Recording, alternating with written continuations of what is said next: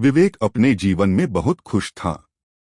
एक खुशहाल परिवार, अच्छा करियर और एक प्यारी पत्नी, वह सब कुछ था जो किसी भी इंसान को चाहिए होता है। लेकिन उसकी जिंदगी में एक अजीब मोड़ तब आया जब उसने अपने पुराने घर में कुछ रहस्यमयी बातें महसूस की। विवेक का परिवार हमेशा इस घर से जुड़ी घटनाओं को नजरअंदाज करता आया था, लेकिन विवेक का मन नहीं मान रहा था। उसे लगता था कि घर में कुछ तो ऐसा था जिसे परिवार ने कभी सामने नहीं लाया था।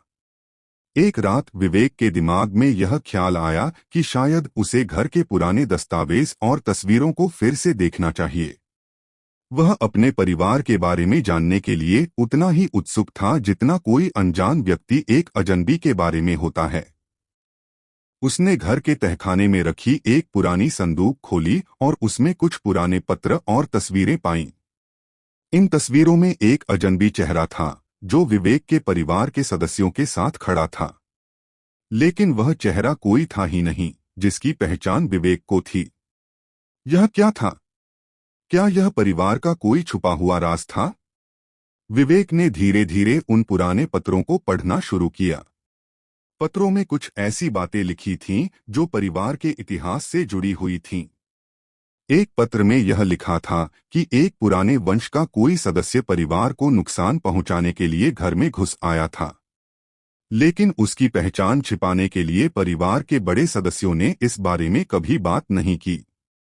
विवेक के मन में सवाल उठने लगे, क्या उसके परिवार ने सच को दबाया था? विवेक ने अपने दादाजी से पूछताछ की, लेकिन वह हमेशा इस बारे में बात करने से बचते रहे। विवेक का मन और भी अधिक असमंजस में था।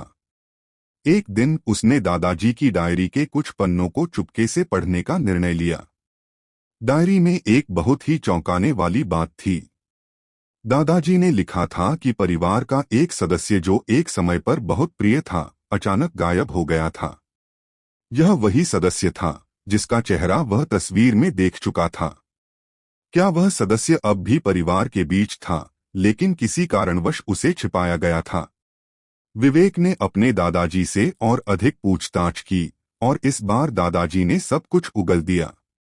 दादाजी ने बताया कि वह सदस्य कोई और नहीं बल्कि विवेक के चाचा के छोटे भाई थे, जिन्हें बहुत पहले एक विवाद के बाद घर से बाहर कर दिया गया था। लेकिन विवेक का परिवार हमेशा यह सच छिपाता रहा ताकि घर की इज्जत बनी रहे। यह घटना विवेक के लिए एक बड़ी हैरानी थी। क्या वह सच में इस परिवार का हिस्सा था या कोई और रहस्यमय कहानी उसके जीवन में छुपी थी? विवेक ने तय किया कि वह अब इस रहस्य को हल करेगा, चाहे इसके लिए उसे जो भी कदम उठाने पड़े। उसने अपने चाचा से बात की और पूरे परिवार के पुराने रिश्तों को फिर से खंगालने की कोशिश की। धीरे धीरे उसे एहसास हुआ कि इस परिवार में गहरे राज छिपे हुए थे। एक और चौंकाने वाली बात सामने आई, घर के कुछ हिस्सों में खून के धब्बे पाए गए थे जो अब तक साफ किए गए थे। क्या यह सब पुराने रंजिशों का परिणाम था? विवेक ने इन खून के निशानों को ट्रैक करने का निर्णय लिया। जब विवेक ने घर के पुराने तहखाने में और भी गहरी खोज की, तो वह एक पुराने बक्से में कुछ कागजात और एक खून से सना हुआ चाकू पाया। इस चाकू के बारे में लिखा था कि यह परिवार के एक सख्त सदस्य के खिलाफ प्रयोग किया गया था, जो परिवार के अन्य सदस्यों के खिलाफ हिंसक था। विवेक ने चौंकते हुए उन कागजातों को पढ़ा और यह समझा कि परिवार के भीतर यह एक घातक और छुपा हुआ राज था जो वर्षों से दबा हुआ था। विवेक ने इस चाकू के बारे में और गहराई से जानने की कोशिश की। उसे यह जानकर और भी अजीब लगा कि चाकू उस पुराने समय में परिवार के एक व्यक्ति के खिलाफ इस्तेमाल किया गया था, जिसे अब पूरी तरह से भुला दिया गया था। उस व्यक्ति का नाम भी शायद कभी कोई याद नहीं करता था। लेकिन उस खून से सने चाकू के साथ जुड़े हुए कागजात ने एक नई दिशा दिखाई।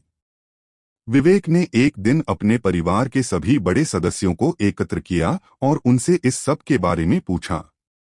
शुरू में सभी ने इस बात को नकारा, लेकिन विवेक ने अपने द्वारा एकत्र किए गए सबूतों को पेश किया। जैसे ही उसने खून से सने चाकू और पुरानी तस्वीरें दिखाईं, परिवार के लोग हिल गए। अब कोई भी झूठ नहीं बोल सकता था, क्योंकि विवेक के हाथों में सच था। विवेक के दादाजी ने अब सब कुछ खोलकर रख दिया। उन्होंने बताया कि उस समय का परिवार बहुत ही बुरा दौर देख रहा था। पुरानी लड़ाइयों, धोखाधड़ी और विश्वासघात के कारण कई लोग एक दूसरे से अलग हो गए थे, और वह सदस्य जिसे घर से बाहर कर दिया गया था केवल उन सभी की गलतियों की वजह से ही गायब हुआ था।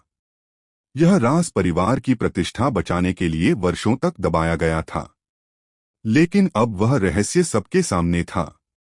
विवेक ने यह सब जानकर महसूस किया कि किसी भी परिवार में सिर्फ अच्छा दिखने वाली चीजों को ही नहीं दिखाया जाता।